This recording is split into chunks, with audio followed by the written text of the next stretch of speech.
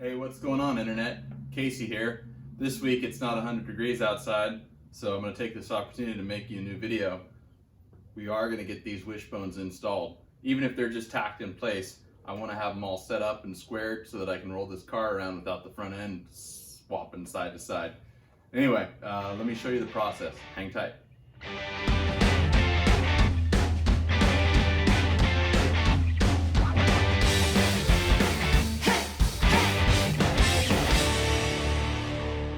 All right, so this is the basic wishbone splitting kit that you get from Speedway Motors, minus, of course, the bones themselves, which I believe are a 1940 Ford Wishbone.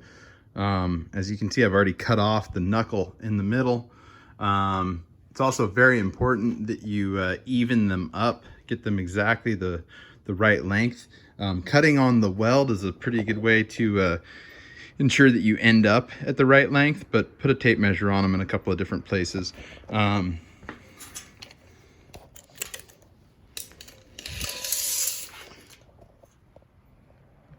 These are both measuring 39 and 7/16.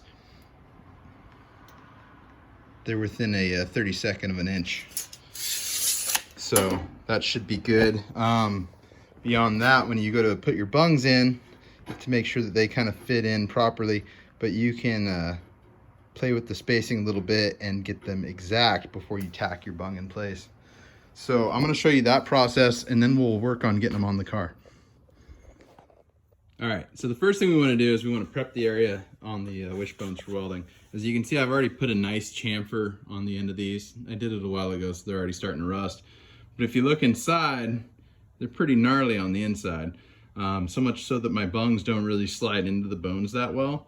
So I'm gonna take my my die grinder with a sanding roll like you would use for cylinder head porting, and I'm just gonna clean up the inside of the bones as well.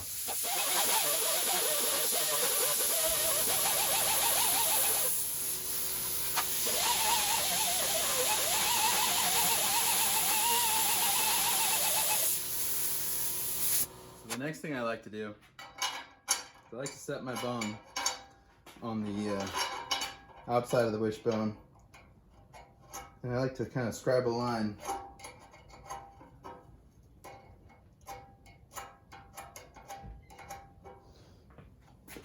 hopefully the line shows up on the camera. This kind of shows me how much material I have on the inside, and then what I like to do is I like to drill a hole where I can go right through, all the way from the side of the wishbone through the other side. That way, when we center this in here, we can do a rosette weld as well as welding around the circumference. Just makes the installation a little bit stronger. So.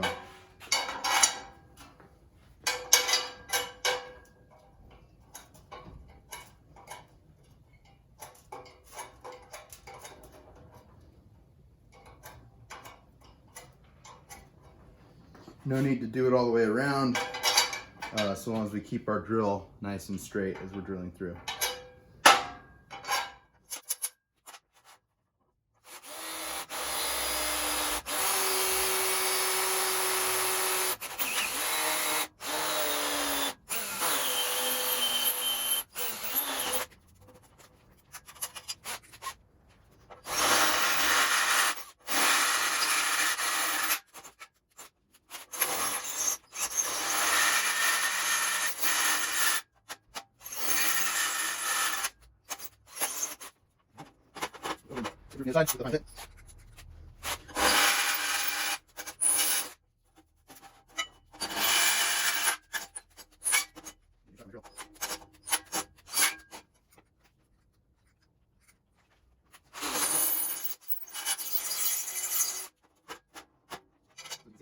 All right, now that the interior of the wishbone is cleaned up and the rosette holes are drilled, get in there with the angle grinder and just surface prep the area.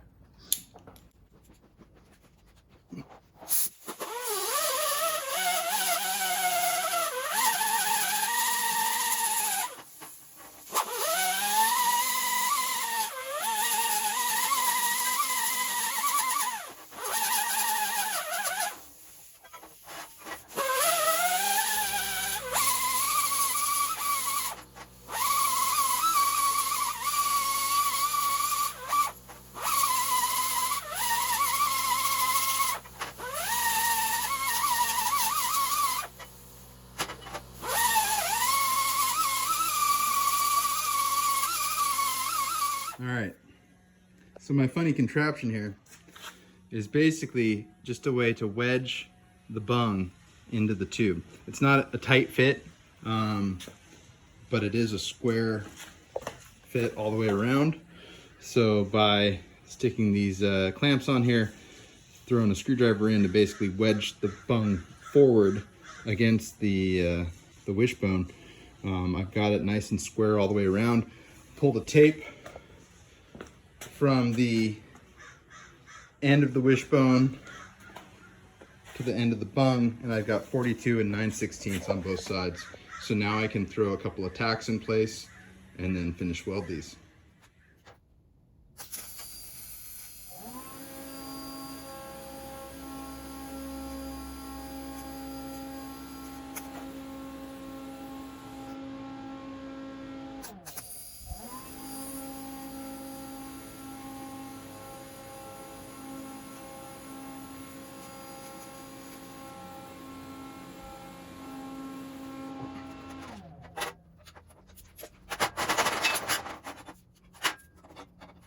All right, now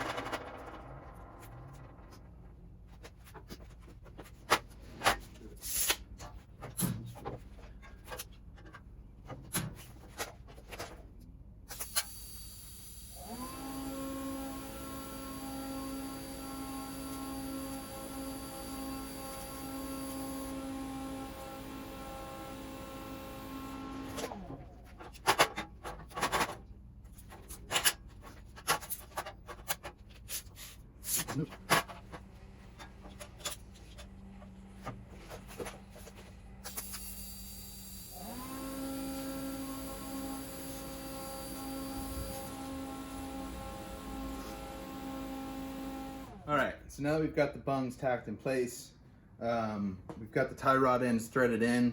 They're threaded in about 1 3/8 inches of a total of about 1 3/4 inches worth of thread. So that'll give them optimum strength. And then I've still got about 1/4 inch of adjustment in either direction. But I've very painstakingly centered them right now so that they're exactly the same length from the kingpin to the end of the tie rod. That way when I tack my brackets in place on the frame, it's as square as it possibly can be, and any error I've got adjustment to correct it. But I figure it's better to start with them in the optimal adjustment and tack them in place that way. So basically at this point I just have to step over to the car and start taking apart the suspension in the front. I basically have to drop the axle off of the spring so that I can set these bones in place.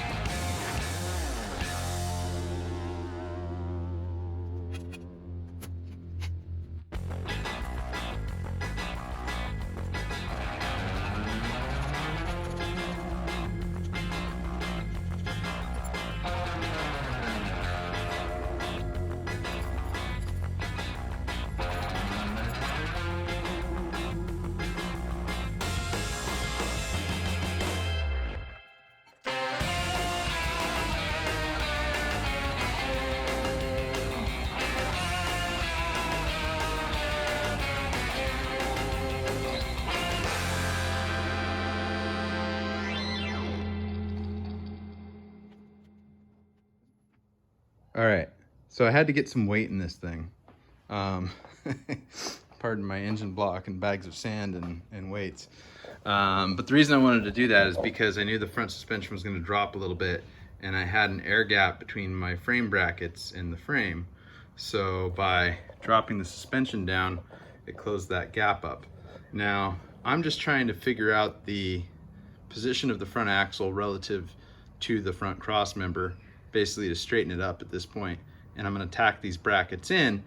What I'm probably going to have to go back and do at a later date, once I have the full weight of the chassis on the car, is I'm going to have to go back and I'm going to have to pie cut my bone so that I can tilt the axle back another couple of degrees, because right now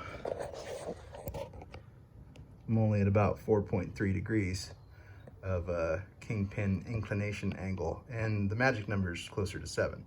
So I was hoping that the angle of these bones was going to be correct with these brackets, squaring the axle to the chassis. At this point, these bones are going to take a little bit of work to get the right axle angle.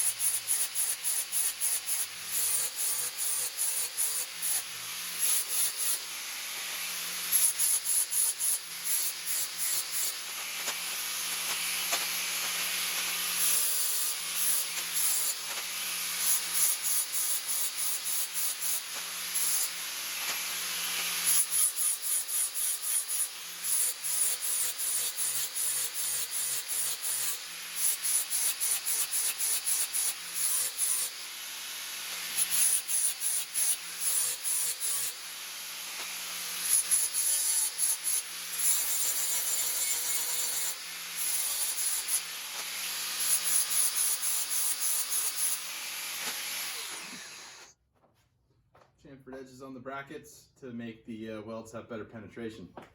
Very important.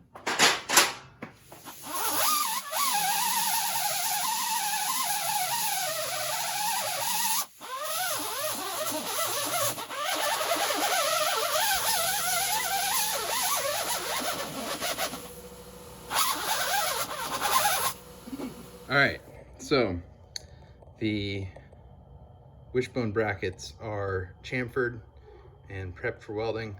The bottom of the frame is also prepped for welding. I have measured the distance from the rear crossmember bolt on the frame back to the grease fitting on the tie rod end. Squared the axle in the frame. It is exact to the 32nd of an inch. As read on a tape measure.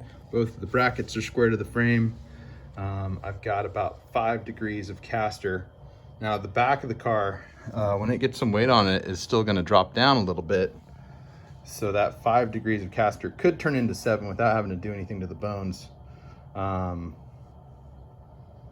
think with this much weight on the front of the car and no weight at all on the rear, it's going to get more weight on the front, obviously, but the chassis is going to absorb some of that. So I think it'll be close. And the bones are at the angle that they're at, regardless of all of this setup. So it doesn't really matter. If I end up having to pie cut the wishbones, I'm going to have to do that regardless. But this at least gets the frame brackets located. So just time to weld them in now.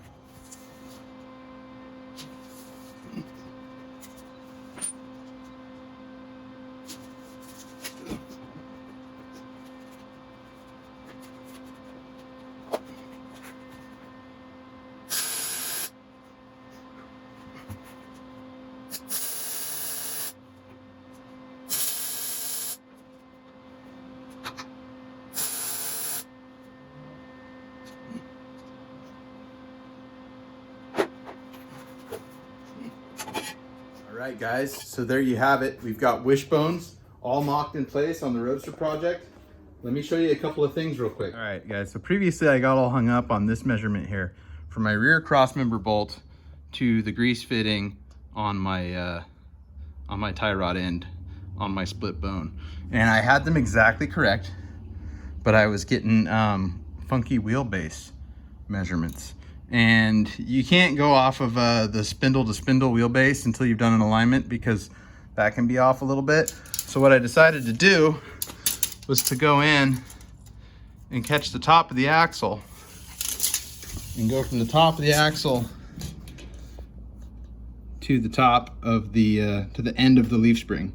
Now the leaf springs are really well centered on my rear axle. Whoever did that did a good job.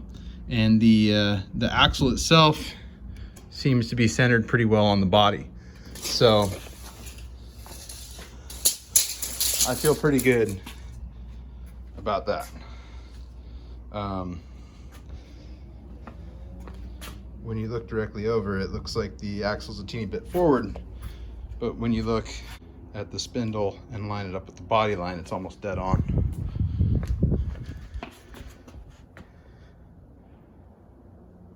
And this side is exactly the same, but I can't step back far enough to show you that. But I'm getting the same 104 1/4 on both sides, and so that's where I decided to tack my brackets in place. And they are just tacked for now, and the bungs are just tacked into the bones. So if I do have to change anything later on, it's easy enough to go back and do that. But the moral of the story is it's hard to find a good reference on these frames when they've been cut up. And really, you're just trying to make the wheelbase square anyway. So that's all I've got for you this week. All right, guys. Thanks so much for watching this week. I hope that this was informative. I've never done this before, but I've read a couple of books and quite a few magazine articles, and that's the best way I could figure out how to do it. So don't take it to the bank, but if you don't know any other way to go, I think you could do a lot worse than taking the approach that I took. I think it's also smart to leave everything just tacked in place until I can do a final alignment on the car. If for whatever reason I don't have enough adjustment in the tie rods, then I can cut the brackets off and reattach them. And I have to have full weight in the car before I can do that. So it's gonna be a little while, but this at least lets me push the car around without the axle getting all cattywampus. And it puts me a little bit closer to getting the engine in the car. So anyway, thank you again so much for watching. Please hit that like button. Make sure you comment to let me know what you want to see in future videos. And if you haven't already, please subscribe to the channel. That helps me out a lot. Thank you again so much, and I'll see you next week. All right, bye.